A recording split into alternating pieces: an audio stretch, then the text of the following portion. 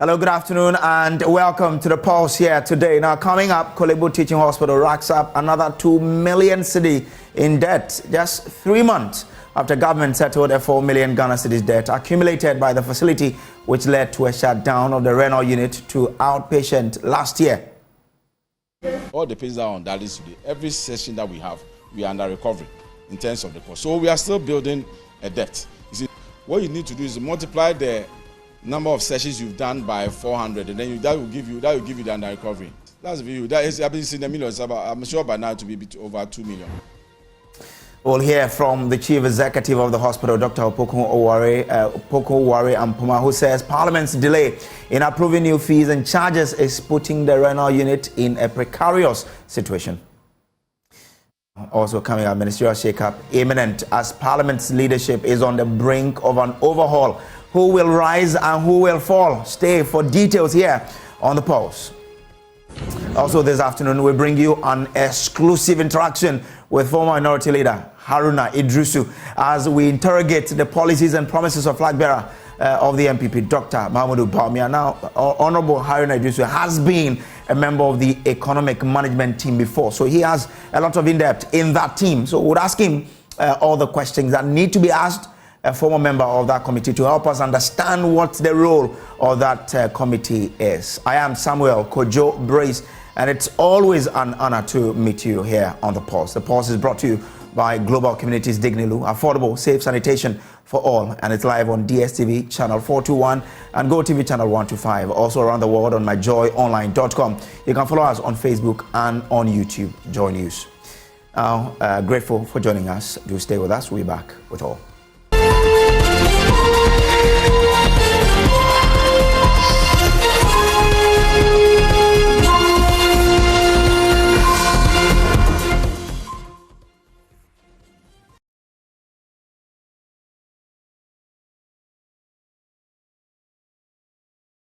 Now, juicy tax waivers, educational reforms, and a review of major policies. That's what the new flag bearer of the New Patriotic Party is promising, should he be given the opportunity to steer the affairs of the country as president. But how feasible are some of these policies?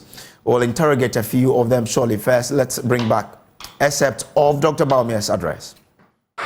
So far, the Bank of Ghana has made a lot of progress in this direction by putting in place a lot of the systems and infrastructure required. These include mobile money interoperability, merchant interoperability, the universal QR code system, GH-Link, debit cards, eSwitch, and Ghana Pay. We have put in place the necessary infrastructure for Ghana to go cashless. Recently, the Bank of Ghana has completed a pilot of a digital version of the Ghana cedi in Seshwiwioso. This is known as the Central Bank Digital Currency, or the e-cedi. The e-cedi is designed to work online and offline and will be launched by the Bank of Ghana in due course. In my humble opinion, the e-cedi, with appropriate privacy protections, will be the ultimate weapon in our fight against corruption, because it will provide transparency, reduce the risk of fraud, robbery, tax avoidance, and money laundering, since it will be easy to track the movement of money and identify suspicious activity. The e-cedi will quicken the pace of Ghana's move towards a cashless or near cashless society. Ladies and gentlemen, to move towards a cashless economy, however, we have to encourage the population to use electronic channels of payment. To accomplish this, under my administration, there will be no taxes on digital payments. The e-levy will therefore be abolished.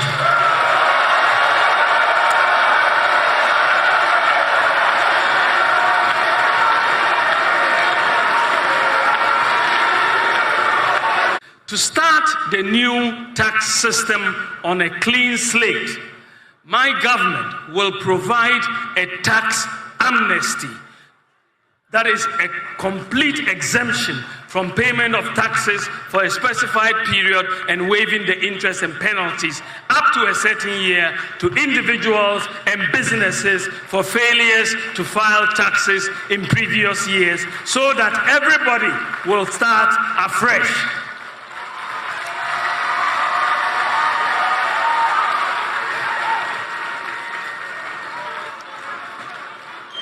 Tax digitalization will be implemented across all aspects of tax administration.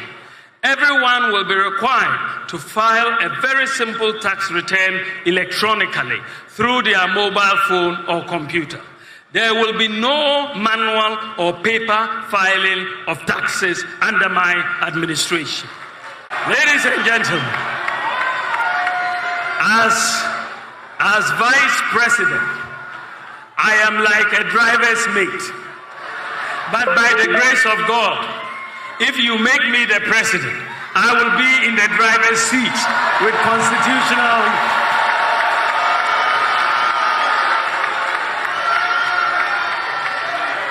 I will be in the driver's seat with constitutionally mandated authority to pursue my vision and my priorities.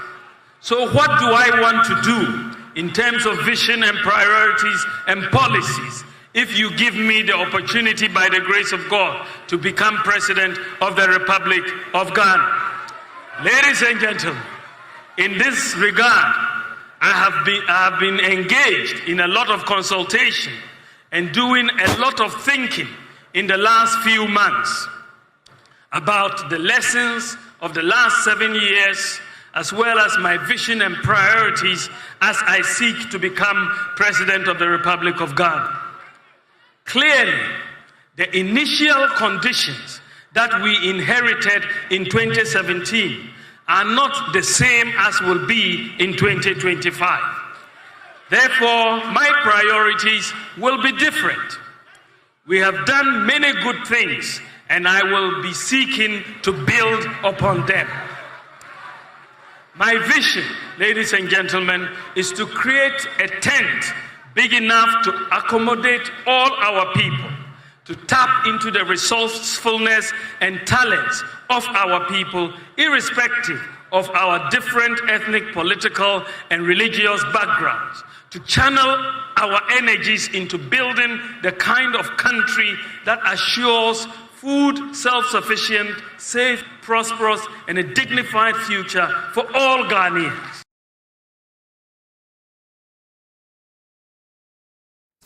So that was the Vice President, Alhaji Dr. Mahamudu Bawumia, and the flag bearer of the New Patriotic Party for the 2024 presidential elections. Let's come into the studio now and engage a former minority leader, Haruna Iddrisu. He is also a former member of the economic management teams of both President John Atta Mills and former President John Dramani Mahama. So a lot of insight into how the EMT does its work. Good afternoon, sir. Thanks for coming. Thank you very much, Sam. And I should thank your esteemed listeners for the opportunity. Having listened to Dr. Mahmoud Bawumia, the driver mate, as he himself refers himself to, is quite significant to recognize that he's just exemplified a walking contradiction of his persona, and his suffering from a political disease of a syndrome that you can call a messageless disease.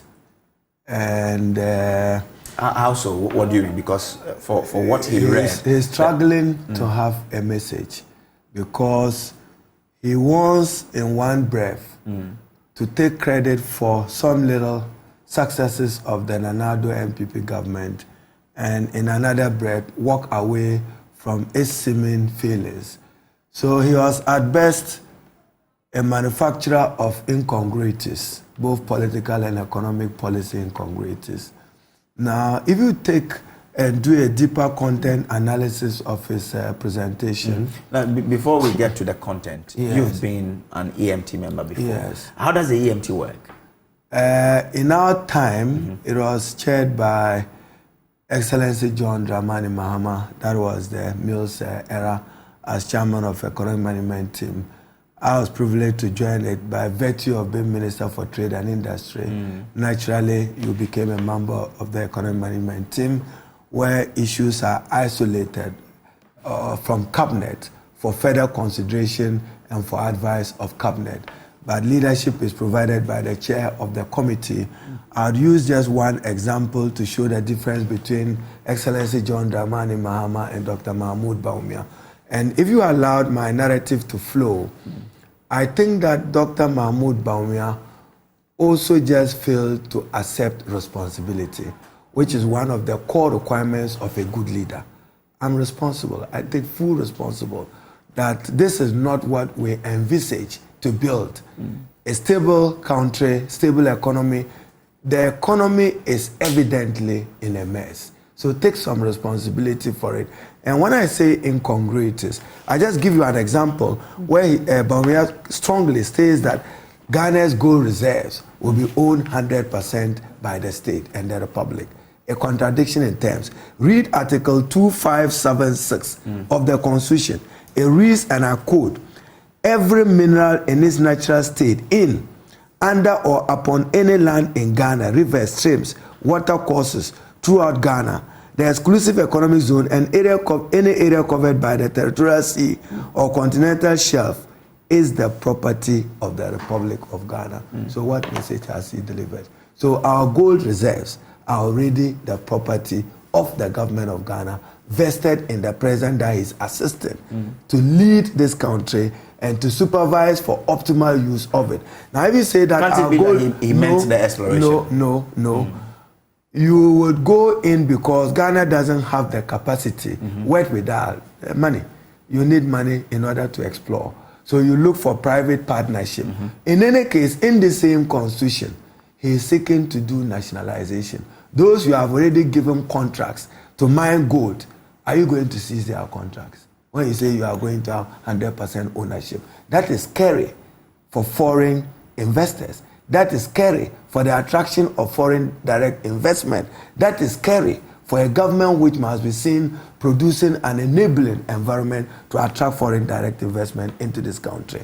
Another contradiction in 10, he says that we would use PPP, which is public-private partnership, to build road infrastructure. Another contradiction. Where in the world can you build a road infrastructure, even an airport infrastructure, when you've done away with tolls? Everywhere in the world. What helps you in order to get people into the road sector is to give them an opportunity to toll and recoup their money. So in one breath, this government says that no to tolls. We don't want tolls. Do away with tolls. And then you are coming with a policy which underpinning is hinged on the only way you can have successful private sector participation. For instance, but his government won't be, or it's not this government. Are you still sure that he's part of this government? Vice President of the Republic. Well, but you see him as part of the government. He says that my government, I will do PPP, which means that he will bring back the tolls. And then here, no, he didn't say so. When I asked you whether he's still part of Ghana, here what Nana Dankwa himself said in 2023. What do we gain by attacking the record of our own government? So this question is to Dr. Bawumia. The president is asking you. When you do that, then you become party candidate. Is the president saying that Bawumia is not a party candidate? So I'm now convinced that Bawumia is a loser and he has lost the 2024 presidential election on the strength of his inability to carry Ghanaians along with his message. How can any Ghanaian accept a president who launches what he calls Ghana's next chapter, selfless leadership and bold solutions for the future, without a comment on agriculture, which is the trust and future of the Ghanaian economy? In terms of export, you'll be dependent on agriculture. In terms of the success of your manufacturing sector, you depend on agriculture. In employment, 60% of your employment is in agriculture. You deliver a policy blueprint on Ghana. I'm wondering whether this speech was meant for Ghana or for another country, maybe some desert country where there is no opportunity to farm or to have meant for Ghana because he mentioned other than that, how would you appreciate him that he was talking about the Republic of Ghana? And then he's reduced himself just to a party candidate, the new Patriotic Party candidate. And then Nanado was saying that there was Akufo-Addo who misled and mismanaged affairs. So he's saying that Akufo-Addo misled Ghanaians when he brought in e-levy, supported by you. I mean, if we're going to be opportunistic, I would say it's a vindication of the NDC minority. We stood firm. It took us 6 months to fight e-levy. We raised the same point that if you want to develop a paperless economy, then don't allow this pocket tax to go on. They exploited their numbers and said they had a majority and got it through, even though tactically, largely on the numbers of we relying on Article 104 and whether or not they had the numbers for a decision or not, per the Supreme Court in the Abdullahi case. But if you hear a president to be again, rely on, and I just thought that today I should set some of the records straight. When Dr. Bawumia talks about digitalization, then everybody in Ghana wants to be carried away. He is not, and I insist that he is not. That the NDC, indeed, even from President Rawlings, laid the foundation for a digital, innovative Ghanaian economy, led by Edward Salia, followed subsequently by John Dramani Mahama, followed subsequently by Kandapa, Professor Michael Kwe, and Haruna Iddrisu. And just to appreciate it, when you talk about money interoperability, mobile money interoperability, don't even go to mobile money. Okay. I want to speak to a technical issue, and for me, words have technical meaning. Okay. You cannot conceptualize mobile interoperability if there is no mobile interoperability itself. Okay. If there was no interconnect between Vodafone and MTN and Vodafone, MTN and Airtel, your money interoperability of Bank of Ghana would not work. Therefore, he came to meet a system which already was interoperable. That is why you could generate a call from a GSM call into even a CDMA call. So the infrastructure was being built. In fact, all the universities in Ghana are not even making use. And I think that Professor Ellis of the former Vice Chancellor of Kwame Nkrumah University of Science and Technology, I'm lucky he's listening to me, someday we'll speak to this. We laid fiber optic in all the country's universities. And we laid fiber optic through Kumasi, Kintampo to Sunyani, to Sankansi. I went to Sankansi to commission post-Vodafone sale when we took over the assets of Vodafone as Republic of Ghana. Therefore, he must accept that somebody laid the foundation for a digital, innovative economy. Indeed, I should even recognize Kweku Sechiado. Some of it, I work with him as then chairman of the president of the telecom chamber. The CEO of the chamber. Good. I should recognize him. I still remember when we had to do mobile number portability and even the SIM law, which is the law they are still using. So how come that you are champions of digital innovation? No, but when the law will be done, but no, I mean, even if he built but what was the law seeking to do? Was the law was to lay a foundation for it. Remember when we were passing the SIM law, we said we needed to fight anonymous crime. So you now build a SIM card into a mobile telephony, integrated. Then when you commit crime, you'll be caught as a user of that number. The foundation was laid. I'm just saying that. But that wasn't happening. Was it? No, it needed to happen. If you don't even legislate, how do you start? And then Ghana card. Are you saying that every Ghanaian today has a Ghana card? No.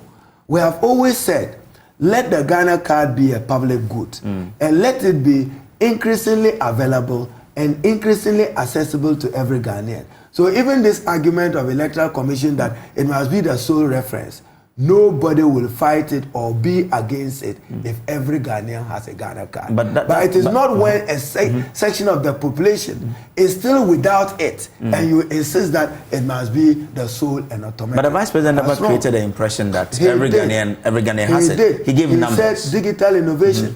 You saw the Innovation Center with President Mahama inaugurated around Circle at former SCC. It was part the Accra Digital Center, you mean? It was part of our discussions, even in the Mills cabinet, as to what to do to produce jobs for young people, that the idea was conceptualized. I still remember current Speaker Bagbin, when I needed to write to him as then Minister for Works and Housing to give out that land, which was being used for Electoral Commission ballot boxes and others. At least President Mahama with Minister Omani Buama succeeded in building it. It is making a contribution to the building of a digital economy. But more importantly, at the time, what we thought Ghanaians should be doing was what I've now heard them for the first time in their budget statement, was business process outsourcing. So 12 years ago, we spoke about it, like airport parking and airport ticketing of a foreign country could be dedicated to a BPO entity in Ghana where you do business process outsourcing and you could win it. So I'm simply saying that he must accept that somebody somewhere, indeed, even the National Communications Authority, we had to make sure that at the time they didn't have any resources to be able to do that. We decentralized the operations into the regional capitals.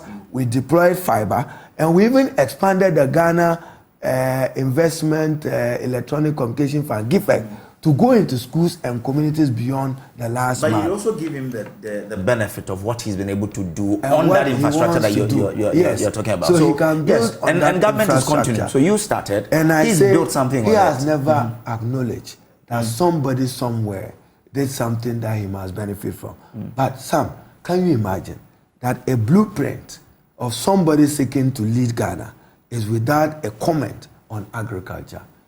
That is politically damning and intellectually unacceptable to want to lead this country and not accept that many of the things that he's saying. I mean, if you go through, he was very high, even on the economy. What did you inherit as an economy? What do we have today as an economy?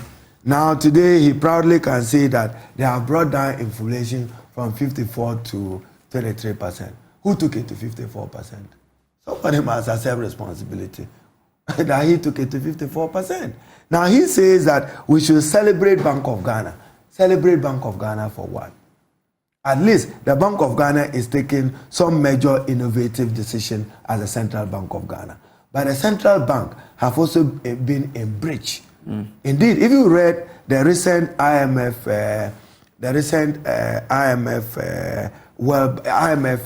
blueprint, the Article 4 blueprint, I expect that now that Parliament has resumed, the Minister for Finance must walk to Parliament with what he called his borrowing plan, which borrowing plan must respect the minimum standard thresholds of the IMF on what they have agreed to. You mean the recent 3 billion agreement? Absolutely, Article 4, because you can't just go borrowing.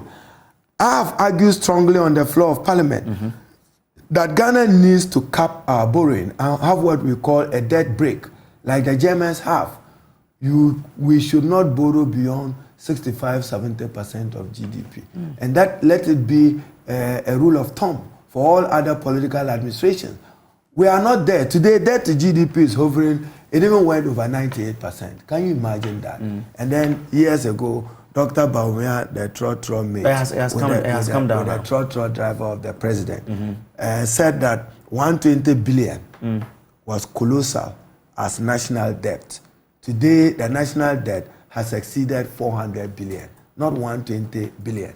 Now, when you take the private sector of Ghana, all the economic headwinds are at play against the private sector, against individuals, and Ghanaians are going through unacceptable hardships. I mean, the private sector, at what rate are they borrowing?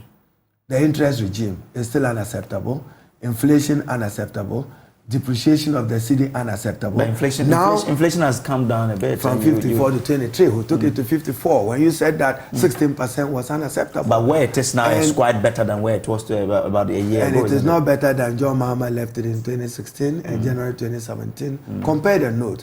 You see, that is why we should avoid mediocrity in content analysis of what people say. Okay. I'm sure Dr. Mahmoud Bawumia will wish that he didn't say some of the things he said. You know, the Dagombes have a proverb that if you sing funeral dirges over a sick person and the person fails to die, you lose your voice. I'm sure Dr. Bawumia have lost his voice because when he and Nanado were singing the funeral dirges to the sick person at the hospital, saying that inflation was unacceptable, borrowing was unacceptably high, the only informative thing he said was wanting to reduce the size of government. And he said he would do 50 ministers. That's remarkable, but he would not succeed. No Ghanaian will be convinced by this message that he should be made the president of the Republic of Ghana. Now go to exchange rate regime. CD to dollar around the NDC, Excellency John Dramani Mahama time, was 4.2. Today, 12.2, and you say, my idea, I've done well. What kind of... and he's talking about the rate of depreciation. He says the rate of depreciation is better than what they came to meet. Look at cumulative, the harm or hurt you've done. At the time that it was 4.2 cedis to a dollar, maybe the dinar of Dubai or somewhere was the same. How come that ours cannot remain the same? We are not dealing with the volatilities that is affecting the weakness of the exchange regime in Ghana. I think that the answer relies in expanded exports. We should support Ghana's export sector. We are giving money to wrong people, monies which should go into persons who should go into farming is going into wrong hands. I'm currently even probing some releases of money to persons in the name of farming by the Ghana Exim Bank. When I get the names, you would be amazed those who took money. Why you think they've taken monies that they are not using for? I'll give you the name of an MPP chairman in one of the regions who took almost up to 16 million in the name of farming. As I said, I'm currently researching with a media person to get conclusively to this. Ghana Exim gave him money to do farming. We want to see the state of the farm and how much that money could have done if it was given to poultry farmers in the Brown Harbour region or cashew farmers in the Brown Harbour region. Probably it could be better. So now, national ID card, and as I said, the foundation was laid by President Kufuor, if you recall, that he got right at that particular level, and he should appreciate that. So let's do the general economies between when your government was in power and now. Go ahead. I mean, are you saying that whatever he said in terms of how the economy, what they did and what you did, is, I mean, he's lying about the figures? I mean, if you compare the performance that you put up and then what Excellency John Dramani Mahama got 40 billion from the Bank of Ghana, Ghana's economy will not be where it is today. They got. What did they do with it?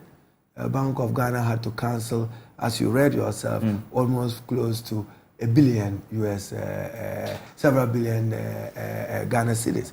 Now, remember, in 2016, there was what we call 0% financing from the Bank of Ghana. And part of our economic management team, which went to the IMF to negotiate that external credit facility agreement, agreed that you could only have up to 5% financing from Bank of Ghana, which meant that you could borrow up to 5% of total revenue of previous year. That itself, the Bank of Ghana could not hold up to the trust of the Bank of Ghana Act itself, which provided, the amended Act, which provided a threshold as to how we can do. So I expect today that the Minister for Finance and the Bank of Ghana must be working towards Parliament with their borrowing plan, which should not ever exceed the minimum threshold as they agreed with the IMF.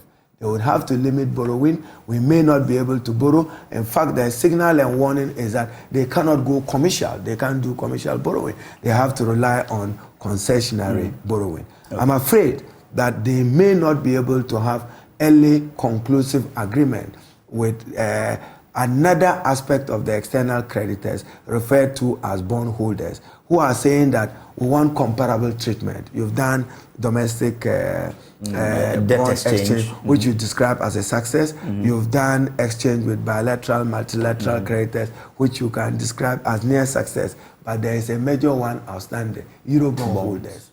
Are you able to meet their requirement on the comparable treatment basis? That may throw this economy back into abyss again. So we need to navigate well. And he keeps borrowing today, even in the name of treasury bills. That's adding up. And what caused the delay, even in Ghana, getting don't call it, not forgiveness as in terms of their forgiveness. The Paris clubs and China had to, with them. Yeah, they had to rely on what you call the cutoff date of debt, because government debt treatment, the moratorium wanted to start from 2020.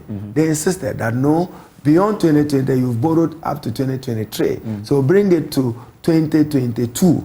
That is how come that even with cocoa syndicated loan, the most costliest loan Ghana has ever taken in its history. Today, breaking news from Hershey, one of the leading cocoa manufacturers in the world. Cocoa is buying at $5,800, unprecedented in the history of the production of cocoa. But yes, but Ghana is doing bad in terms of volumes, in terms of production. At a time that we could have taken full advantage of a good market, Ghana is found wanting and Ghana is found struggling. Abba, how can we sit for Côte d'Ivoire, which went into war, do better than Ghana 10 years after, and we say that we are better managers of the economy? Remember, they said they were superior managers of the economy. Have you listened to... But when it comes to cocoa, have you also taken into contest the land size of the two countries? Whatever land size is, that we're doing well. We almost even achieved the 1 million... it was recently even achieved, 1.2 million. We almost got there. How come that today, Cocoa Board, PBC, cannot pay for its liabilities of money it has borrowed? How come that Cocoa Board itself cannot pay road contractors? They should deviate from that non-core business of theirs. Road construction is not a mandate of Ghana's Cocoa Board, and we need to be strong. I heard they've set up an office somewhere called Cocoa Rationalization Road Project and want to go and rationalize cocoa project. You sign contracts. You haven't paid contractors. Roads will deteriorate. Now, because but again, you also have to take into effect the cocoa rehabilitation they are doing in Western North. Yes. So many hectares of land. Yeah, I've gone through the roads. I mean, I spent my Christmas holidays in Nakpandure, Bunkrugu. Okay. And I should state strongly that I'll be making a full statement on the state of the roads in that area, from Nalerugu through Nakpandure through Bunkrugu. I was wondering whether I was still in Ghana, but fair to them, the problem have existed over a long period of time. And more than a decade ago, there was a foundation part of the cocoa roads? No. Maybe we're talking about maybe cocoa, they should have added it as Cocoa Road, because from Wale to Nalerugu, the John Mahama administration initiated it. You needed to continue with it. I spent several hours hanging in the balance whether I was getting to my destination or not. I also traveled towards Sefi, and I traveled to the central region and Ejumaku area. I met the president of the Regional House of Chiefs of the Central Region. I was amazed at his depth and judgment over many national issues. Okay. And I think that... So you saw the rehabilitation that they are doing in the cocoa sector? I say go and pay cocoa contractors. I'm not saying rehabilitate. Okay. They need to no, because you're talking about the yield. So I was thinking... Outstanding. And then e-levy, you projected 6.9 billion. We'll come to e-levy, and then we'll go there. This is an exclusive interaction with Honorable Haruna Iddrisu. He is a former leader of the minority in Parliament. He's a former member of the EMT. Yes, Honorable. Now, do Vice President or heads of EMT have economic responsibility that they can be held accountable for? Because if you've been part before, you've been there before, so you could probably help us. In his statement, himself, Dr. Mahmoud Bawumia provided that he provided guidance. So that's whether what the that, EMT does. Whether that guidance was respected or not. But he was their champion when it came to political campaigning. So we're only holding him accountable to his own word. Super economic management team. You remember his video when he said Alan Chirmanting, Professor Jamba for headed by me, Dr. Mahmoud Bawumia, a solid economic management team. If this is the outcome of a solid management team, then what would be the outcome of a weak economic management team? Those are the questions Ghanaians are asking him. That you said you were chairman, and you see, that is why I'm saying that leadership, be responsible. But he didn't run away from it. You listen to his statement. He didn't run away. He said, I'm proud of the advice we have given. You cannot be part of a government. And you said that I had the privilege to be in the cabinet and EMT. Normally, even when the president is conveying a message to parliament, he does it in two capacities. He can just sign Nana Addo Dankwa or President Mahama, President of the Republic of Ghana. He can also allow the cabinet secretary to convey it as a decision of cabinet. Don't forget, cabinet is also a creation of the 1992 Constitution, I believe in Article 79. Now, if you were part of a cabinet which took a decision on e-levy, part of a cabinet which took a decision on emission tax, then even before the dissolution of that government, you say, I'll do away with it. You are indirectly saying that this government has failed, I don't want to be part of it. So he directly or indirectly campaigned for the success of Excellency John Dramani Mahama and the NDC. Simple. But who doesn't change their mind? I mean, so if he's changed of mind, something, and he's seen that this is not working. If his change of mind is to the extent that my government has failed, hallelujah, it's welcome. That's what he said. And then he says domestic revenue mobilization. You projected that e-levy was going to bring in 6.9 billion. What kind of economics is this? When you get less than 800 million Ghana cedis, and you said every other year, your projection was that e-levy will give you 6.9 billion. That informed their misleading doing away with the road tolls. Unacceptable. Then you wake up in the morning and say that you want to be able to do public-private sector participation, dualizing the road sector. Anybody who wants to do Accra Cape Coast, Accra Winneba to Takoradi, Accra Kumasi, Accra through Nsawam through Kumasi, would want a road that is tolled so that he can recover over a 25-50 year period. But isn't that a policy that can be reintroduced? No, judgment. So what thinking went into saying that away with road? Yeah, you are right to question that, but are they also not right to Ghanaians say tomorrow will vote for a government that flip-flops? No. Okay. No Ghanaian will vote for a flip-flop government. No. And those are the things. No, again, he's saying you've been a communication minister before. He's also proud of zip line. We want to hear, and I'm sure one of these days, one of our MPs in the minority will file a question asking for the performance of zip line, how much intervention they have done, how much government money have been called for them in the exercise of oversight. That will be done. Now, Agenda 111 is being financed from John Mahama's Ghana Infrastructure Fund. GIF, you remember that, where we dedicated 2.5% and a certain percentage to go into this. That's what they are now using to do Agenda 111. What is the state of work? How much is the value of one Agenda 111? What value for money audit went into it? We need to know. Other hospitals, similar infrastructure were built for less. Is that what it is? Then Sino-Hydro. You remember Korle-Bu multipurpose dam. It is page 39 of his speech. He is talking about Sino-Hydro. What happened to the Korle-Bu multipurpose dam? You brought the chiefs and people of Nalergo in that area, northern Ghana, deceit, and say you are doing the highest investment ever in northern Ghana, 1 billion. And again, you remember even in Parliament, I said, how can you bring 938 million US dollars to be approved midnight in Parliament? But you know the Parliament of Ghana, I'm part of it, weak in oversight. You go and approve it, no value for money, no scrutiny, yet no work have commenced. That has not taken place. Now, the Bank of Ghana gold purchase agreement, we need to know what is happening between Bank of Ghana, bust, and who buys what in terms of the gold, and how much that has done. President Mahama... But that has been explained. Can you imagine if President Mahama hadn't spoken ahead of him that's been explained, I would do away with PMMC, that the PMMC buys the gold for Bank of Ghana, then the money is but there's another entity which is also saying that it's doing gold for money. And we'll no, which one? I say there's another entity. Boss only goes in to bring the fuel. With now, the process from the gold. They talk about how else do you want them to explain that? Which one? They're good for oil thing. You have talked on PMC for Bank of PMMC. Ghana. Yes, they are the official entity that buys gold in Ghana. Okay. Yes. Now when they do it, they say the money is kept in that has account. Been helpful. That has been helpful. That's what they say. Okay. They've given the data. We'll interrogate it and see. Okay. He's talking about a new tax system which says that revenue amounting to 13% of GDP.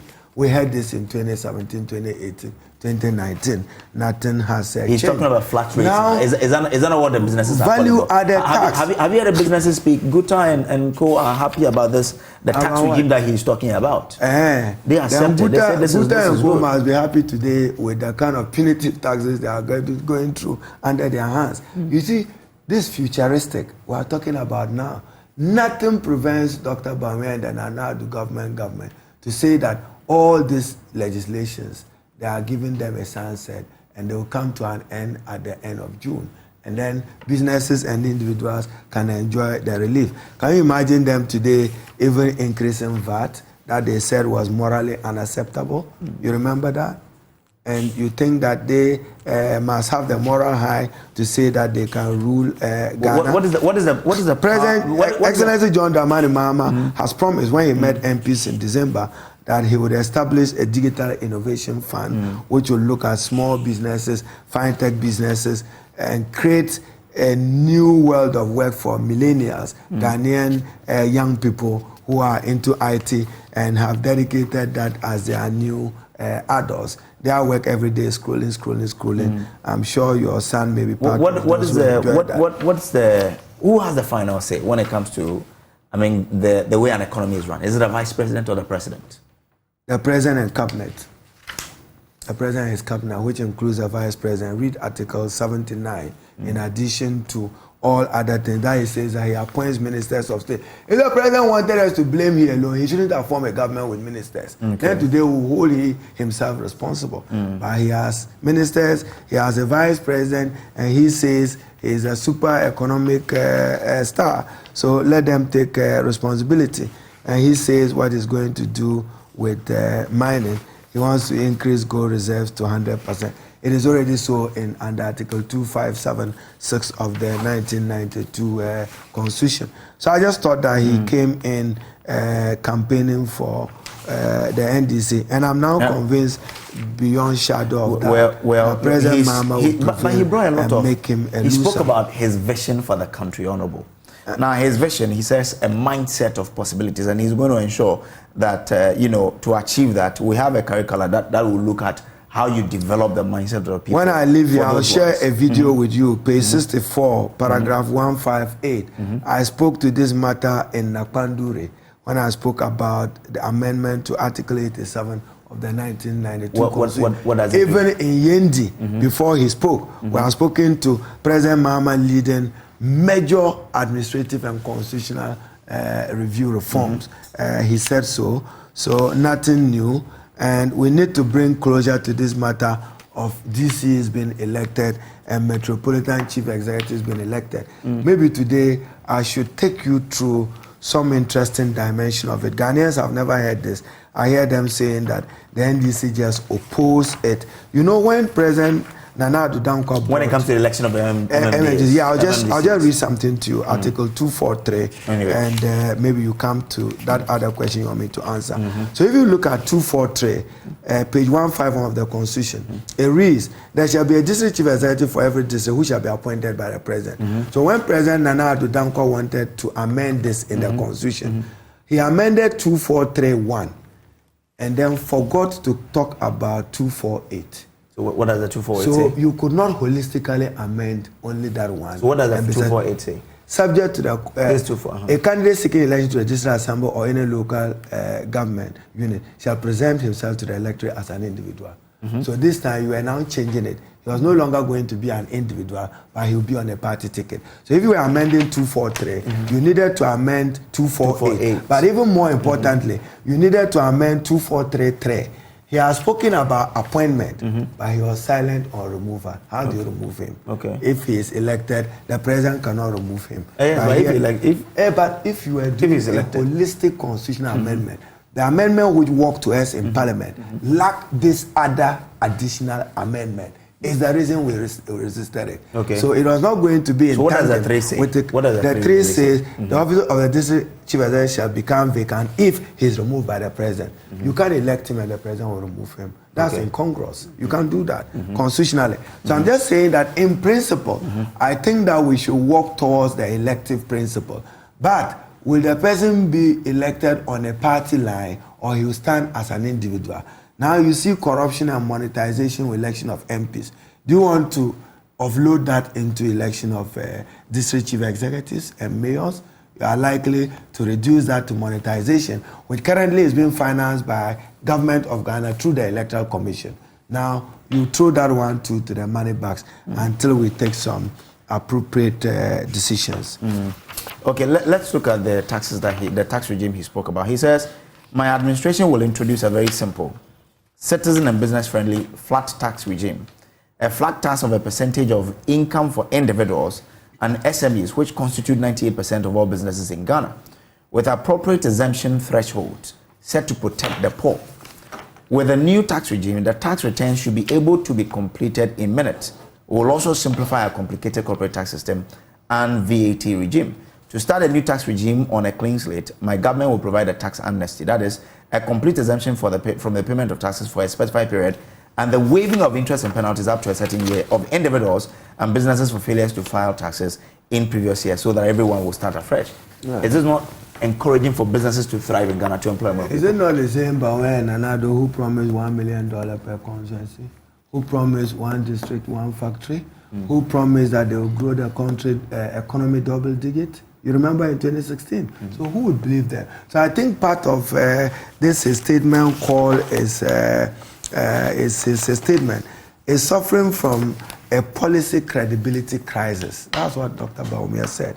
Ghana's next chapter, selfless leadership and bold solutions for the future, will suffer a credibility crisis because Ghanaians will set this against what he promised earlier in opposition and now promising this in government. So where he was a mate, not the driver. So simply, why didn't he do what he has promised to do yesterday? Because he was not the one in charge. He says his role was to advise. Did he quit government? If you give advice and you feel strong, you have strong conviction it's not taken, you walk away. Especially on e-levy. It was major. It divided this country. You know that.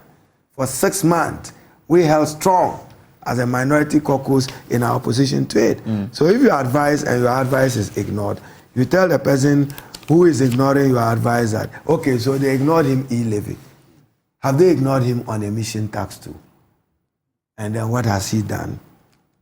But you said he didn't speak about agriculture, but he did. He did. Under the reducing cost of living. Go to it. 132. I thought that it deserved its own head. You know? He says nobody. He says, and I repeat it. I want a Ghana where we attain food security through the application of technology and irrigation to commercial large-scale farming, which is critical. And that's enough on agriculture. No. Well, he says we will also promote the use of agricultural land to reduce the acidity of soils, enhance soil fertility, and get more yield from the application of the land. Enough on Ghana has an abundance of limestone to do this, and he says this: I will prioritize the construction of the Korle-Bu Dam by using private sector financing to crowd in grant financing. Repetitive. He says Korle-Bu was commissioned $938 million. There's no cutlass nor shovel at the side of the work. I drove past it only 14 days ago. Maybe next time I'll stand there and take a picture and share it with you. That nothing is going on at the Korle-Bu multi-purpose site dam. But he says his government will do it. Another promise. Yet, the people were told that in 24 months this project will be completed. You are now promising it post-2024. Unacceptable. Unacceptable. Well, But in any case, I remember all of you have done this. When it came to mechanization of mechanization centers, I hope you remember. Yes. During the Mills era, every budget contained the construction of mechanization centers in the regional capitals. But that didn't happen. But you were repeating it. Is it wrong for government to do that? It's appreciated. I'm only saying that I'm afraid that his major policy blueprint will suffer a policy credibility crisis. Now, if you say 18 district hospitals, even the rich hospital was NDC. No, I want you to answer the question. NDC. I was asking that. Yes. Is it wrong for government? I've accepted that. Okay. It's not wrong for you to then repeat it. It is wrong to repeat Korle-Bu because you commission it, promise the people that I'll come back for completion of work in 24 months. And now you are promising them to look beyond 2025. That is not acceptable. Okay. I answered you. Okay. And then I said at least Rich Hospital, Tamale Teaching Hospital, Wa Regional Hospital, Sunyani Hospital, INDC. District Hospital, at least I remember Somanya, Bupe, Tolan was commissioned by initiated by NDC. On Koranza area, a lot of it happened under the NDC. So the people there know who to give credit to and who to vote in December 2024. The first time I had a chat with you here yes. was about, I think you began your statement with how to fight Galamsey, right? Yes, I remember. Now, the Vice President, the flag bearer, has given strategies on how we can combat illegal mining in the country. He says that he will formalize, regularize, and regulate environmentally sustainable small-scale mining.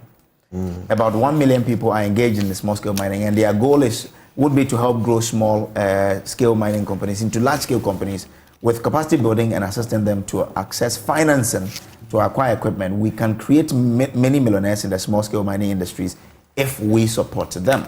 He says, my government will support the Minerals Commission and its key stakeholders to formalize the artisanal and small-scale gold mining sector with the objective of ensuring that the activities of the entire value chain are sustainably and responsibly done so that most of the gold produced by this sector can be sold to the Bank of Ghana and be eligible to be part of the gold reserves of the central bank.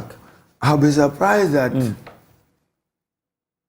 somebody in Ghana today will put iota of credibility from Nana Adudankwa through Bawumia, through any minister, on any effort by them to fight Galamsey. Don't you recall the president's own words in Parliament? He even said he will quit if his Galamsey fight fails. Have you passed by River Pra and Co? Oh, yeah. Are you not disappointed? I am. And shameful. It is, if you are going to rate the performance of major policy decisions, it is one major monumental failure, the fight against Galamsey. So he dare not even speak about Galamsey. He dare not know. This should not be an area even President Akufo-Addo should attempt to want to deceive Ghanaians for the second time. But let's look at it. From Dalong in Tamale, in Kumbungu, when excavators and tipper trucks were burned, some were seized. Some of those seized vanished. And then we saw up to Aisha Wang, arrested, released, arrested, convicted. We have not seen any policy success in their war and fight against Galamsey. Let's be looking at the numbers. And one of these days, somebody must ask, how much have we spent between 2017 and yesterday with this combined military police security thing in the fight against Galamsey? And measure it against the outcomes we are getting. Our water bodies are heavily polluted. As I said, I drove towards the central region and even to Takoradi. As I was crossing one of the bridges after that's big Porso. I even drew the attention of the person who was seated with me that look at the state of this water. So again, credibility crisis. I will fight Galamsey. 8 years on, I have failed. No admission. Give me an opportunity into the future.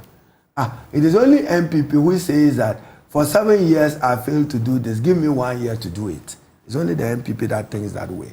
In 7 years, I failed to do something. And they give me 1 year to be able to do it, so that within 8 years I would have achieved it. No, I don't see that happening. But if in terms of healthcare, if you say that we'll come there, we'll come there. But if you say that, are you assuming that all of you are able to accomplish whatever you tell Ghanaians you will do?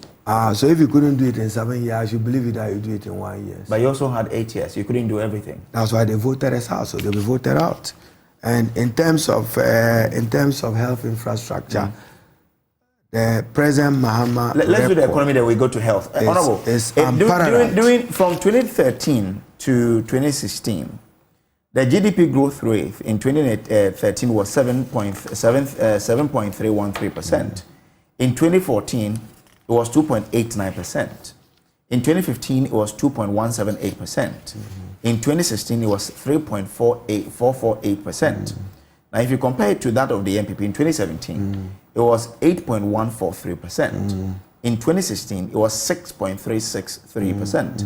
2019 was 6.478%. 2020 was 0.9%. Is that an NDC percent? No, that's the NPP percent. That's post-COVID NPP exactly. Now, averagely, they were doing better than the NDC. They did better before COVID. Because of now, after COVID, they started, the economy became. So if you look at what they did before, can't you then trust that this is a team that managed the economy this way, and therefore they can I do hope this you this have way? monitored and read the brilliant article by Emmanuel, Ghana's president. Is it Kujo, or is it Bryce Simmons, or you're talking about Franklin Kujo? Franklin Kujo. Okay. This growth in 2017 and 2018 were largely because of the investment the John Mahama administration made, particularly in the oil sector, with the bringing in of Sankofa and the rest. So that increased the growth. What did they invest in 2017 to have achieved this level of growth? Tell me. You are just coming as a new government, took government around April, so you are benefiting from the previous year's government investment. I followed that article, and I'm satisfied with what Franklin sought to do in terms of policy analysis of it. Thank you. So you're saying that the MPP didn't do anything at all? But whatever it is, post-COVID, every government suffers setbacks. For them, when Minister said Tekwe was going to talk about volatilities, they said, shut up, what volatilities? External factors have no effect. Now even the death of the Queen can have an effect. Post-COVID and then Ukraine, you are saying that external factors. Other economies have grown. Ivory Coast have grown. Compare us to other economies. I wish I had carried my budget copy. I would have shown you the trajectory of growth. Many other countries beyond COVID, beyond Ukraine have grown. Ghana have failed to grow. So it's a problem of leadership. But can we really compare our economy to that of, say, the Ivory Coast and Coast? We are similar. We are about the same. Who are assisted hugely by who? By their mother country like France. It's not so. Really? Ghana, if you look at how much money we have pumped in, we should do better. Does the Ivory Coast have a central bank? Why not? They do. Every country with their, because they are part of their French monetary zone system. They may, but it may not be as independent as Ghana had, and it may not relate to the economy as our own have, but they do. But won't the relationship with France have any role to play on how the economy is held and stable? Are you following what is happening in the global politics of France?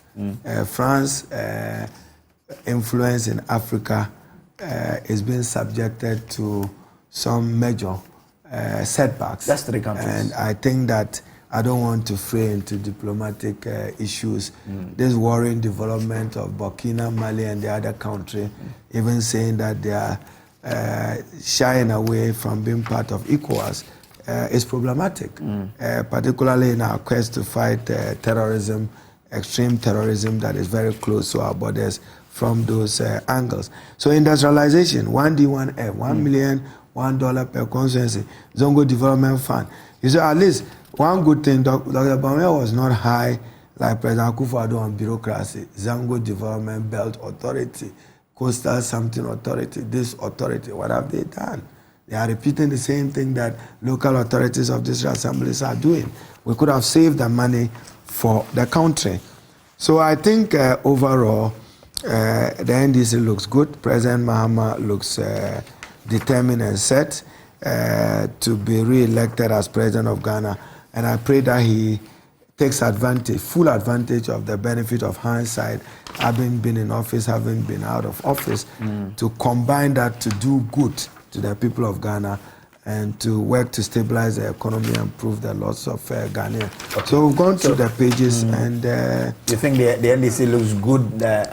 Too good. After listening to Bawumia to this and state, you're winning, hands down. There's work to do, but we can now sleep that he's not as much threat as some thought he was. But I mean, the man you are fighting or you're praying he wins.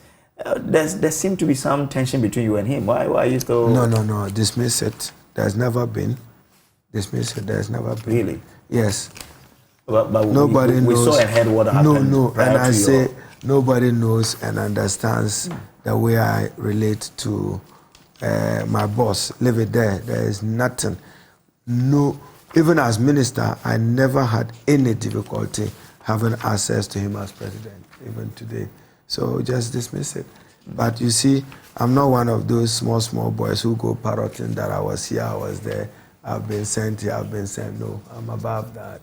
No, I've never had any issue or problem. No. So dismiss it and let's work on. There are people who profit from that. I'm sure they themselves are beginning to identify that they probably... Okay. Yeah.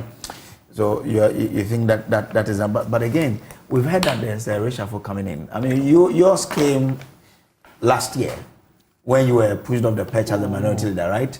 Now we hear there is one coming in for the MPP. Minority leader is behind me. I still remain member of parliament for Tamale South. If I don't even go home, I'll be sworn in on January 7th as MP for Tamale South. I have a covenant with the people of Tamale South. They know that they have a strong candidate and person in Haruna Iddrisu. They can trust on my leadership that I have provided. And leadership is, I got an onerous privilege to lead a minority for 7 years. My footprints are there for every Ghanaian to appreciate. Long term, these are not footprints you can close, even if you hate or like Haruna. There are major footprints. I mean, look at the performance of the NDC, even in the 2020 presidential and parliamentary election. The parliamentary results were stronger. The minority provided leadership. There are some constituencies that I provided leadership in us getting. You saw the same minority usher in a watershed of a Speaker of Parliament from a party that didn't have a majority in Parliament. It took the Haruna Iddrisu minority to block the e-levy for 6 months. It took the Haruna Iddrisu minority leadership to block Ejapa. It took the Haruna Iddrisu minority leadership to block the $1 billion loan, which eventually with this 750 leaving 250. But what people must appreciate is that we were just exploiting the simple majority and the laser thin tight numbers of 137. Many decisions in Parliament are by simple majority, save when you have to cross a threshold which is onerous, where the Constitution says 2/3, to censure or remove a minister. So even from day one, when I started, I told Ghanaians that I may not be successful. I don't have the numbers. And you saw the majority abandon me halfway. Did you intend that the ship will not sink? It will sink. Because those I was cruising with, the blind man was now, how do you call the person who is in front of the ship? You want to laugh at my Korle-Bu school English.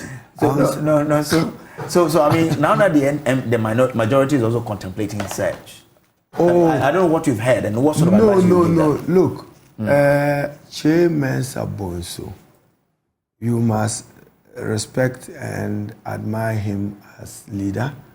He has experience and he is familiar with his standing orders and the Constitution. But on many occasions, I know how to deflate him as the minority leader, and many a times I did when necessary. But I think that we should give support to the new leadership and see what footprints they would also leave behind. That's the trust of leadership. I've done my and now I'm focusing on my seat and other seats that I may be able to assist other aspiring MPs to conquer. Currently, I'm working with my colleagues in Northern Region, the United NDC United for 15 seats in Northern Region. And we're at work. We should do minimum. President Mahama should do 60%, his minimum, if he hasn't done well in Northern Region. And then we should be able to garner some 15 or more seats in the region. And his tour was a major, huge success, thanks to the unity of our group, the Haruna group versus the other group.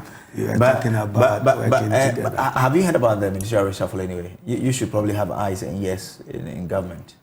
If Akufo-Addo ever reshuffles, then probably he's yielding to pressure from his party, because he himself have always said that he doesn't believe in reshuffle. But at least everywhere in the world, you add new impetus and new blood to government. And you make ministers too comfortable if you leave them at particular positions for a long period of time. I'm always for that. I mean, I'll tell you that I worked at the Ministry of Trade, Ministry of Communication. My finest hour in public service was my work at the Ministry of Employment and Labor Relations. I'm writing my memoir. I'll share it with you. It's titled Shadow in Darkness. And one of the things I've captured in the memoir was a visit to Korle-Bu mortuary, when a mortuary man looked at my face and said, at that time, poor conditions of service. So I went to the mortuary, and the mortuary man said, you, Haruna, Ebola body I carry, AIDS body I carry, look at my pay. That was a polite way of sharing with me that he was going through poor conditions of service. Worthy lesson to learn. Very polite. He was simply saying that, look at my pay, look at my conditions of service. That informed my decision, supported by President Mahama at the time, to give health workers in this country their first ever codified conditions of service. It happened at the NDC, and I'm proud of that record. Together with the organized labor, I should pay tribute to the TUC leadership, particularly the health leadership at the time, and those that we worked with. Now, let's look at, you did national service, right? In Karaga. I used to teach at the primary school in Karaga. Oh, you did your national service in Canada? Karaga. Karaga. Yes, around Bushegu. Rural Karaga. Okay. I did. But is this something we should still hold on to? You saw Bawumia attempting to say that he would do away with national service. Another failed promise. You see, everywhere in the world, you are rather supposed to expand it. What I thought Dr. Bawumia should be talking to is, I'll pay allowances that I promised that have not been paid. NAPCO, unpaid allowances. Nurses, unpaid allowances. Youth employment, unpaid allowances. And then you come and you say national service, even national service, unpaid allowances. You should be interested in how much you generate revenue to deal with this outstanding arrears. You promised nurses, when Excellency John Dramani Mahama said that, look, I don't think that Ghana could sustain this. You remember what he was referred to at the time, dead goat syndrome, Yes, Ghanaians took him on. The same Ghanaians must look what he's promising. It's been, national service have proven good for the country in terms of the individual development and learning experience of the new entrants from the universities to the world of work. But his idea is that, for example, you, Haruna, yes. Let's say by the time you completed school, yes. and you had your own business yes. that you were doing, yes. why do you leave that business? So what he should have announced is that there will be a business model to national service, and those who want to go into entrepreneurship can do that. That's what he should have done. But he didn't announce a total scrap of the policy. Anyway. I don't know what was in his he said that, but he got it wrong. He got it wrong. You can decide to do it. He got it wrong. You see, in Ghana, we are not developing private enterprise well. I have been at the Ministry of Trade and Industry. What the AGI have asked for, I will make it compelling when the NDC is considering its manifesto, and I get the opportunity to be part of it. Everywhere in the world, industry pay less than individual consumers. In Ghana, it's the opposite. Industry pay less in terms of what? Tariffs. Okay. In order to encourage them as facilitators and drivers of the economy. I've sat in a meeting far back 2013, 2014, 15 I still recall, albeit with some sad memories, with then late Jafar Tivo. Even at the time, we're advocating that customs should work 24 hours. Many of the tax amnesty Dr. Bawumia spoke about, you know why I say it's a walking contradiction. Mm-hmm. They are already in the tax laws. Go and look at the GRA, Tax Administration Act of Ghana. They are there. Tax amnesty have been granted, it's been announced, it's not yielded it.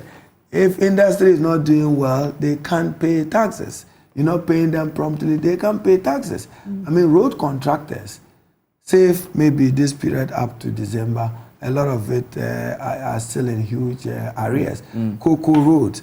I'm told that Cocoa Board owes road contractor close to 10 billion or more. That's not their mandate. And Cocoa Board is borrowing 800 million as the costliest, as was reported by Bloomberg in their financial analysis. And even that, they said they borrowed from some private sector player. We need to know who they borrowed from and for how much they took. So So you said something that I'm interested. So you mean that individuals should pay more in tariffs than industries? You have to work out a holistic tariff regime which respects and recognizes industry that they do well. I've heard the AGI make advocacy for it. I've sat in a couple of meetings on it, and I think that should happen. So to Dr. Mahmoud Bawumia, Nana Adudankwa say, what do we gain by attacking the record of our own government? You ended up attacking the record of your own government. It serves no political, moral purpose. It does not. Interesting. We've had a lot of issues to talk about here on the Pulse with Honorable Haruna Iddrisu. Well, he thinks that Mahama is well placed to win the 2024 elections. I don't know about you, but this conversation. It will take a reckless opposition to lose 2024 elections. Really? Oh yes. This one, you want a Dagomba proverb. If you chase a tortoise to a young mouse and you can't catch it, it's your shame.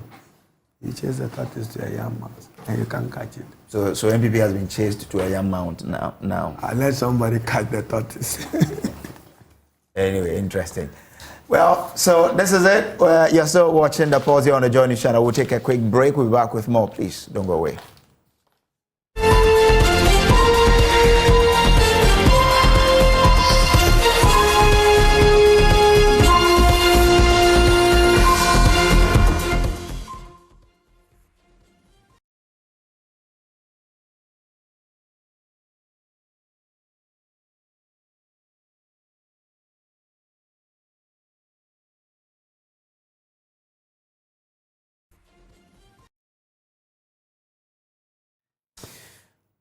Well, welcome back from the break. Now, just before we do that, someone sent in a text. It says, good afternoon. Undoubtedly, if all services can be accessed in 24 hours with the help of digitalization, then you don't need rocket science to confirm that Dr. Bawumia's vision is statistically significant. Hashtag bold solutions for the future. There are special greetings to Nana Akwesiewu of PMMC and the bulldozer, as well as lawyer Boama. This is coming from Royal Gabi in Efiekuma. Okay, thank you. Now, the renal dialysis unit at Korle-Bu Teaching Hospital is on the verge of collapse as the facility grapples with a fresh debt of 2 million Ghana cedis just 3 months after government cleared a previous 4 million Ghana cedi debt, which led to the shutdown of the renal unit to outpatient last year. Now, the unit's closure provoked public outrage as dialysis patients faced an uncertain future. Dr. Opoku Ampoma, Chief Executive of the hospital, attribute the current dire situation to Parliament's delay in approving new fees and charges. There is more in the following report by Prince Kudoga of our health desk. Very common emotions last year as the renal unit of the Korle-Bu Teaching Hospital was shut down due to an accumulation of debt in excess of 4 million Ghana cedis. We are now engaged with government, with the ministry, with other stakeholders to see how quickly we can, find the resources to advance. Because at the moment we are sitting in a 4 million cedi hole. If we are to operate at our current capacity, which is about 2,000 dialysis sessions every month, then it means that we are going to accumulate about 961,000 cedis of debt every month. in addition to the 4 million cedis that we have already. So this is financially unsustainable. The hospital was forced to reverse an increment in its dialysis charges imposed last year without recourse to Parliament. The patients said the high cost of treatment makes it difficult for them to follow the prescribed sessions. You are becoming a burden to the society. You pick a phone, you want to call your friend. He knows you are coming to ask for money, so you will not even pick. Wow.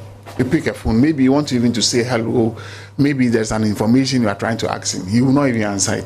Later on, he will call back and say, oh, child, I saw your call, now this Samuel. It's not true. Because he knows you are coming to ask money. And it's true. When you call the person, it's money.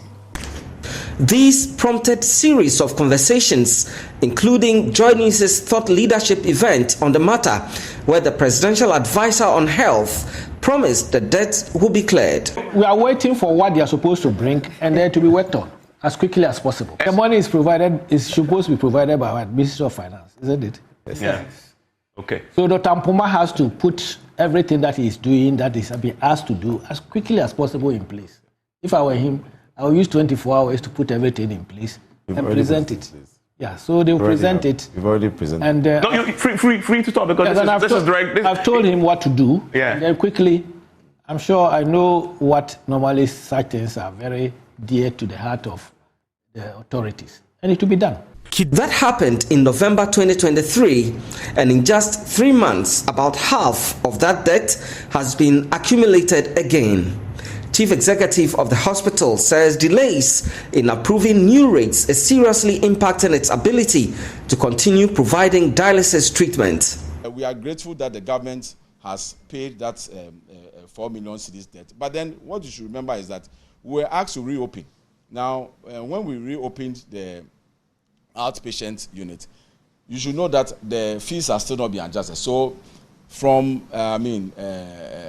for some time now, every patient that we dialyze, we are under recovering by as much as almost 400 Ghana cedis. So as we speak today, all the patients that are on dialysis today, every session that we have, we are under recovery in terms of the cost. So we are still building a debt. You see, what you need to do is multiply the number of sessions you've done by 400, and then that will give you the under recovery. That's the view. That is, I've been seeing the millions. I'm sure by now to be over 2 million. For now, the unit relies on the benevolence of individuals and organizations to help keep the facility running. One of such donors is the Jospon Group of companies, which donated 500,000 cedis towards the treatment of patients there yesterday.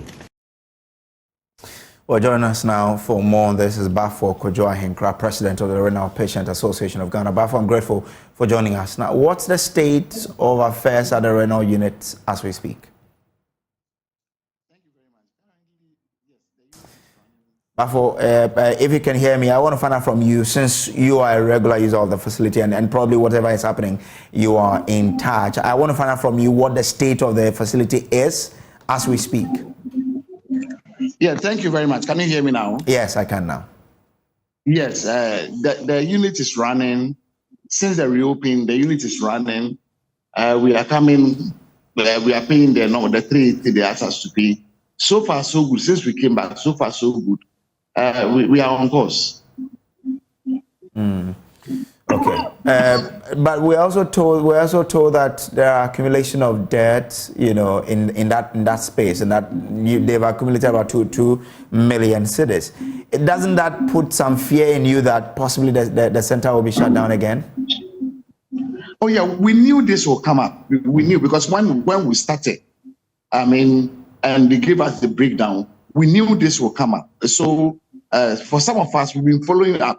The Korle-Bu CEO, I'm in touch with him. Sometimes I call him, we talk.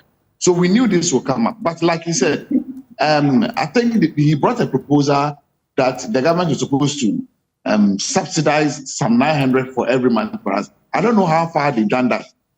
Because, I don't know how far that thing has also gone to. Because if that is not done, and they want to increase the price, my brother, even the 380, come to the unit and see. It's only a handful who are able to come, and most of them are even doing now once a week, because they cannot pay the 380 2 times a week. So we are still begging the government. I don't know, but probably we need to have a press conference again we are still begging the government to come to our aid. This thing, nobody can sustain it. No one can sustain it. We can't sustain it. We cannot pay. It's the beg that will beg the government as quickly as possible. They should come to our aid. Like he said, if they don't take care, the unit will close the unit down again. Because within 3 months, if we now have about 2 million down, another 2 months, another 2 million, we are back to the 400 that we were forced to pay. So we are still begging the government. We beg them. We beg them. Joy FM, we beg you people. You people all should come to our aid. Small, it will help us. So what exactly do you want government to do? And government has always been talking about the lack of financing. So what should government really do to help you? There was this proposal of putting it on the national health insurance. We don't know how far they've gone about it. And then, yes, lack of finance is there, but please, they should find some way and adjust. These are human lives. You know, I remember during the COVID time, the president told us that there's always a way of bringing the economy back. But when you lose a life, you can't bring it back. So we beg them. We don't want to lose any more lives. We don't want to lose any more lives through this thing that maybe the unit is closed, so people should go and die. Sorry. So please, they should find a way. And then we beg them. They said they wanted to put on a national health insurance. They should do that for me. They should try and do that for us. So that at least, even if we pay, when you come, you pay something and then you have your session and you go. Korle-Bu is doing a lot for us. But like you said, lack of finance will bring the unit closer again. So what I do sense is that your members fear another shutdown of that facility and what it would have, the impact it will have on you, right? Yes, exactly. But have you tried setting up a meeting with the Minister of Health? And what have they been telling you? My brother, you know these people. When you go there, they'll tell you that the minister is not around. When you go there, they'll tell you the minister is not around. We've tried, we never twice. The minister is around. So rather, what we are trying to do, we are looking at the civil organizations. I mean, the private places, the churches. We are begging them. This appeal, I've said it before, that we beg the churches that they should help us. They should come to our aid. We beg them.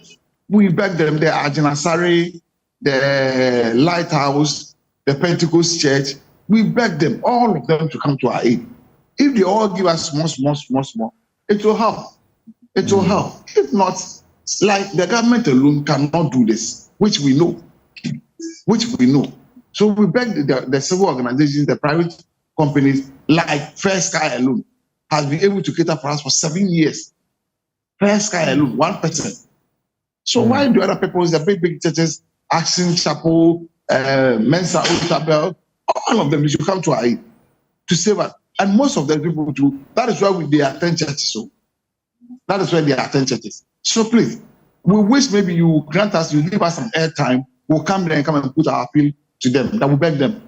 They should come to our aid. The way things are going now, if this place is closed again, then we don't know what is going to happen to us. But the issue of sustainability will come in here. How sustainable is this arrangement if the churches decide to even come in? Yes, whilst we are looking at the NIE, for the meantime, the churches should come in to support us. Because the Cocoa Boy also came up that they can do it. He said it on City TV. I was there. Cocoa Boy said that if the government wants to do it, they can do it. It's doable. It's only just that the NIA, the national insurance, is capped. If it is not capped and the money is being given to them directly, he said we can do it. He said Kenya is doing it. These are the words of Cocoa Boy because the national insurance is being capped. If not being capped, and then the money is given to the national health insurance people directly, we can do it. Now, this COVID money that we are paying, the COVID is gone. The COVID levy that we are paying, the COVID is gone. So to give us the COVID levy to save people's life, that's another suggestion we can also put it across. So we beg them. I wish Joy will give us some airtime. We'll come, we'll sit down, and then we'll put all these things across. Bafo Kujahinkra, I'm grateful to you for joining us here. Now, this is still the pause. So away from that, Joy News is learning of an imminent ministerial reshuffle set to be announced by the president. A meeting held this morning at the Jubilee House concluded on the names. Presidential correspondent Elting Broby joins me via Zoom with more on this. Elting, tell us about this meeting. Do not increase the cost of dialysis. You'll be left with no choice than to. The president, as you may be aware, was out of town the whole of last week. So he came to town last night. And from last night till this morning, they had a meeting to look at this very thorny issue of a ministerial reshuffle.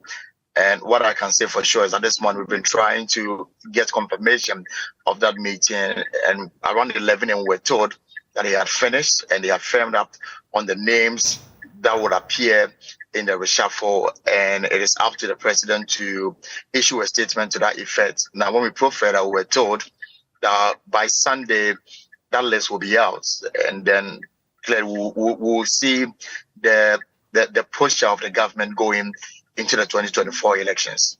Now, which areas are to be affected by the reshuffle? So from what we've been told, this is going to be a very comprehensive one.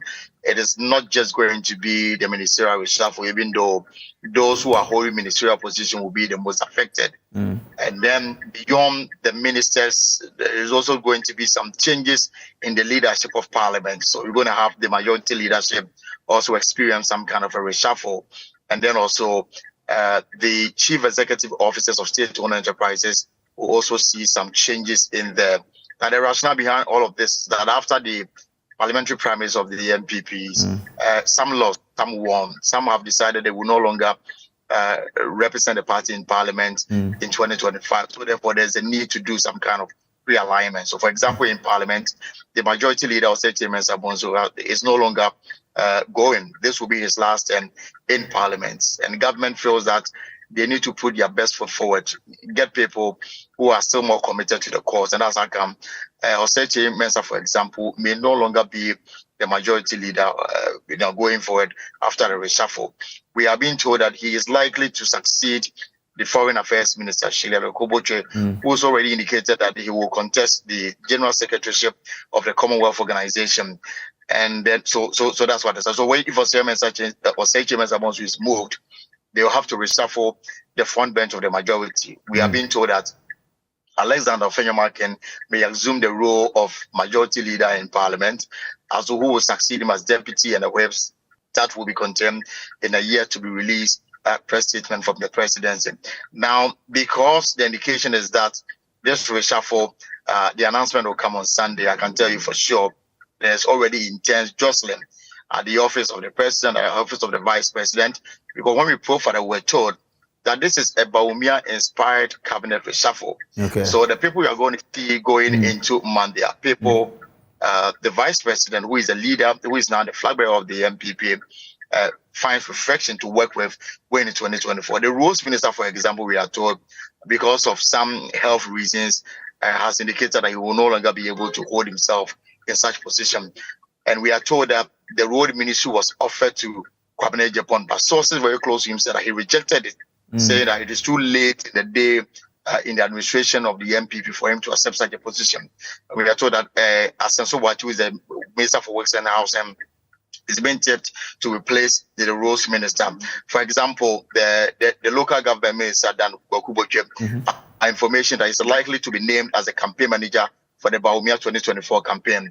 And that means that you have to leave government. And Obiamwa is most likely to be elevated to a substantive ministerial position. So these are the issue. The bottom line is that those who contested in the parliamentary primaries and won, and they are holding positions as chief executive of state-owned enterprises, they've been told to get ready to leave such posts so that they can concentrate on their parliamentary aspiration, whilst new blood will be brought in to move the party and the government forward. Which means that a place like the GIPC, where we have the son of Professor Michael Quay, right. It means that we would have a fresh face there because he won his contest.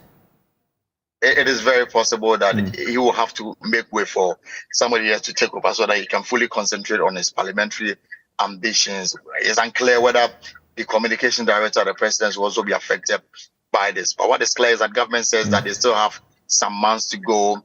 They have a lot of work to do, and they need people with full concentration, not people who have whose concentration is geared towards something else and not the execution of the government mandate. That's the reason why this is happening. So expect to see an overhaul of government from the ministry to the front bench of parliament and also to state-owned enterprises, chief executives. But are we aware whether or not, the number of ministers will be reduced? We've heard the vice president make the indication that his government will have a lesser number of ministers. Are we going to see signs of it now? Well, for one thing we are clear of is that there will not be any new addition. So you're going to see movement of chairs, if you like. And so in a case where the substantive minister is moved, you're almost likely to see the deputy move in, or a minister reshuffle from another ministry to take over from that ministry. We are told that we are not likely to see a new face come in for them to go to parliamentary vetting. That's likely not going to happen. But you're going to see ministers move from one space to the other. Some drop in, and in some cases, some may drop. You will not see a replacement. For example, the Western North regional minister, I'm told, is on his way to Accra, meaning that he's been told that he will be heading a new ministry. So he'll be heading another ministry instead of the regional minister for the Western North. This is what is happening, and this weekend is going to be very interesting, especially at the presidency, as people seek to put in last-minute lobby ahead of the formal announcement on Sunday. Well, it will be interesting how today and tomorrow will be, because the announcement is on Sunday, which means that by tomorrow people should finish their lobbying. Are we also likely to then see certain positions in the House, for example, in the presidency, like we know of Asaf Mahfouz's portfolio as an advisor and all of that? Would they also be affected? No, I'm not too sure about that. I mean, this is clearly, those are the front line. Ministers, deputy ministers, leadership in parliaments, chief executive officers of state-owned enterprises. This is what we know. These are the areas that we are told that the reshuffle will mainly focus on. Okay. All right. Elton, I'm grateful to you for joining us here with that. So Elton Brobe is an editor here at Joy News. And on that note, I say thank you for being with us here on The Pulse from Monday to today, Friday. I'm grateful that you could spend your time to join us here to share a thought about Mother Ghana. On behalf of the production team and everybody here, I say thank you very much. And keep watching. I'll leave you in the hands of the LTS team, and then we'll meet later at 7 for Joy News Prime. Good evening.